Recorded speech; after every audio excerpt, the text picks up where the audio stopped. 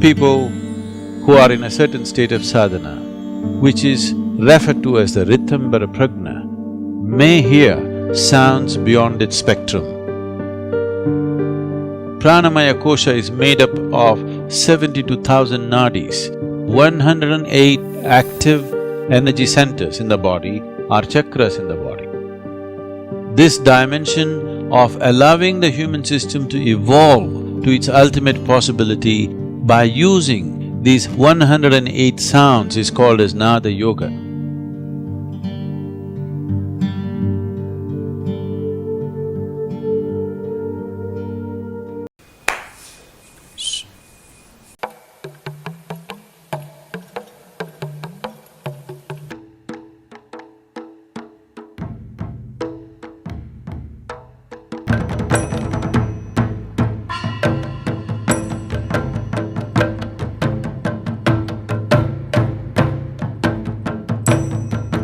Today, it is common scientific knowledge that the whole existence is a reverberation of energy.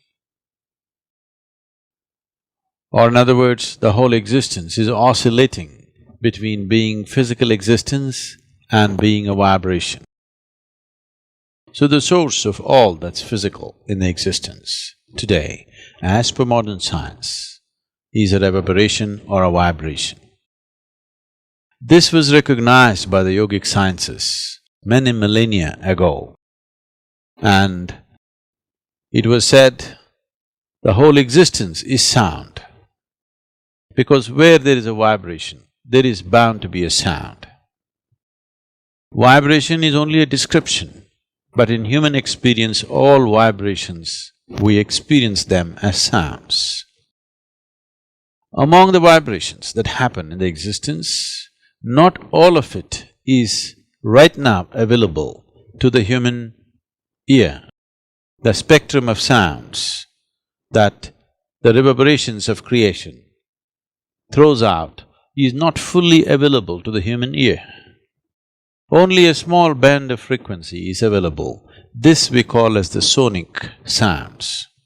What is above or over that is called ultrasonic. What is below is subsonic. Both the subsonic and the ultrasonic sounds are not available to the human ear unless a human being strives, has the necessary sadhana to go beyond these limitations of a small band of frequencies. People who are in a certain state of sadhana, which is referred to as the Ritambara Pragna, may hear sounds beyond its spectrum. Otherwise, most human beings are limited to this small band of frequencies. What we refer to as music is a more refined arrangement of these sounds that the creation is already making. The Indian classical music particularly comes from a very deep understanding of the human system, because all our experience of life is essentially happening within us. Light and darkness is happening within us, sound and silence is happening within us, joy and misery is happening within us, agony and ecstasy is happening within us. Every human experience happens only within ourselves, never outside of ourselves. Because we are the basis of our experience, everything that we do is based upon the nature of the self. Because of this, the music identified certain dimensions of the body which are responsive to the sounds that we generate or the sounds that come towards us. The human system being seen as 5 koshas or 5 sheets or layers of body, the Annamaya kosha, the Manomaya kosha, Pranamaya kosha, Vijnanamaya kosha and Anandamaya kosha.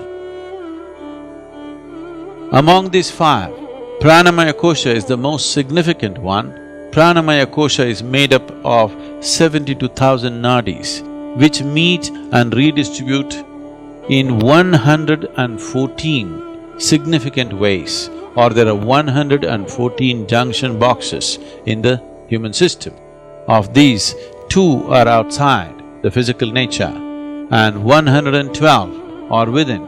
Out of these 112, 4 are dormant to a large extent. So 108 active energy centers in the body are chakras in the body. Based on this, these 108 are divided on the right and the left in the form of Ida and Pingala. They're divided as 54 each. Based on this, we formed a Sanskrit alphabet of 54 sounds. These 54 sounds in 2 manifestations of feminine and masculine, we have 108. These 108 sounds, these 54 in 2 different shades or 2 different manifestations amounting to 108 has a significance, and the whole music system evolved out of these 108.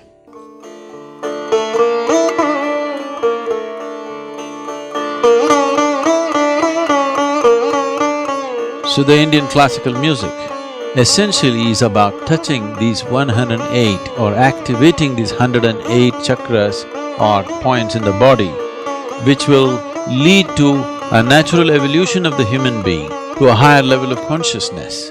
So music has never been just in a form of entertainment, it has been a way of evolving an individual human being into a universal entity.